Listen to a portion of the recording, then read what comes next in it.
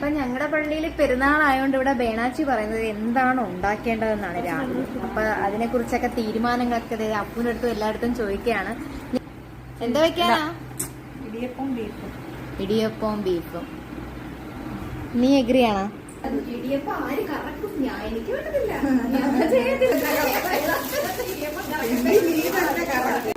പിന്നെന്താ വേണം? ഒരപ്പവും നമുക്ക് അച്ചപ്പം വേണ്ട, മറ്റേ മടക്കുണ്ടാക്കാം ഇവൻ പറഞ്ഞത്. ആ മതി. തേങ്ങ തിരിയുന്ന മെഷീനോ? തേങ്ങ തിരുന്ന മെഷീനാ? കാണിച്ചു തരട്ടെ, വാ ഓടി വാ. ഇതായിരിക്കുന്നു തേങ്ങ തിരുന്ന മെഷീൻ. ഇതായിരിക്കുന്നു തേങ്ങ തിരുന്ന മെഷീൻ. ഓ പള്ളിയില്, നമുക്ക് പള്ളിയിലല്ല ഇവിടുത്തെ കിച്ചണില് പറയാം. 2 തേങ്ങ ഞാൻ തിരികെ 5 തേങ്ങ എനിക്ക് പറ്റത്തില്ല.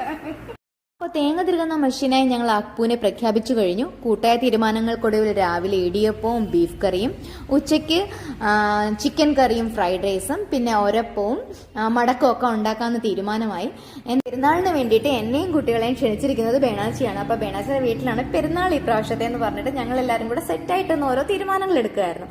പിന്നെ ഞാൻ അപ്പൂനെയും വിളിച്ചിട്ട് നേരെ ഡാൻസിന് വേണ്ടിയിട്ട് ഒരു ഡ്രസ്സ് വാടകയ്ക്ക് എടുത്തിട്ടുണ്ടായിരുന്നു. അപ്പോൾ അത് കൊണ്ടു കൊടുക്കണമായിരുന്നു. അപ്പം ഗൂഗിളിൽ നമ്മൾ സെർച്ച് ചെയ്തപ്പോഴത്തേക്ക് അയത്തിലൊരു വീട്ടിൽ ഈ റെന്റിന് ഡ്രസ്സ് കിട്ടുമെന്ന് കണ്ടപ്പോൾ നേരെ അവിടെ നിന്നായിരുന്നു എടുത്തത്.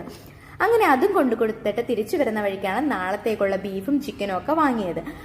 ജംഗ്ഷനിലേക്ക് വന്നപ്പോഴാണ് അനുവിന്റെ മമ്മിയെ കണ്ടത്. അനുവിന്റെ മമ്മി അവിടെ നിന്ന് പടക്കം വാങ്ങിക്കൊണ്ടിരിക്കുകയായിരുന്നു. പിന്നെ അവിടെ ചെന്ന് ചെറുതായിട്ടൊന്ന് വീഡിയോ എടുത്ത് അതിനുശേഷം തിരിഞ്ഞു നോക്കിയപ്പോഴാണ് നമ്മുടെ ഓട്ടോ ബ്രദേഴ്സ് നിന്ന് അവിടെ സെറ്റ് ആക്കിക്കൊണ്ടിരിക്കുന്നത് കണ്ടത്. അപ്പൊ അവിടെ ജോസ് ചേട്ടനും 2 നമ്മുടെ സുനിൽ ബ്രോസും ഉണ്ടായിരുന്നു. പിന്നെ മറ്റേ ചേട്ടന്റെ പേര് എനിക്ക് അറിയില്ല. എന്തായാലും അവരൊക്കെ അടിപൊളിയായിട്ട് അവിടെ സെറ്റ് ആക്കി വെച്ചിട്ടുണ്ടായിരുന്നു. എല്ലാരെയും എടുത്ത്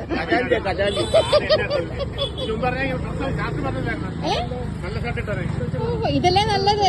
വാങ്ങിക്കൊണ്ടുവന്ന സാധനങ്ങളെല്ലാം കൊണ്ട് ഫ്രിഡ്ജിൽ കയറ്റിയതിന് ശേഷം അടുത്തതെന്ന് പറഞ്ഞു കഴിഞ്ഞാൽ ഇനി ആടി സെയിലിന് പോവാന്നുള്ളതാണ്. അപ്പം ഞങ്ങൾ എല്ലാവരും കൂടെ വേഗം തന്നെ സെറ്റായിട്ട് ആടി സെയിലിനൊക്കെ പോയി തിരിച്ചു വരുന്ന വഴിക്ക് ഇതേ ഒരു ജ്യൂസും ഒക്കെ കുടിച്ച് തിരിച്ചു വന്നപ്പോഴത്തേക്ക് കുറച്ച് ലേറ്റായി. എന്തായാലും വരുന്ന വഴിക്ക് നമ്മളുടെ പ്രദക്ഷിണത്തിന് വേണ്ടിയിട്ട് സെറ്റാക്കി വെച്ചിരുന്ന, അതായത് കടൽ തുറക്കാൻ വേണ്ടി സെറ്റാക്കി വെച്ചിരുന്ന ഭാഗങ്ങളെല്ലാം ഒന്ന് കവർ ചെയ്ത് വീഡിയോ എടുത്തു. അതിനിടയിൽ നമ്മൾ പോകുന്നതിന് മുമ്പ് തന്നെ ഒരപ്പത്തിനുള്ള എല്ലാ സെറ്റപ്പും ചെയ്ത് വെച്ചിട്ടായിരുന്നു പോയത്.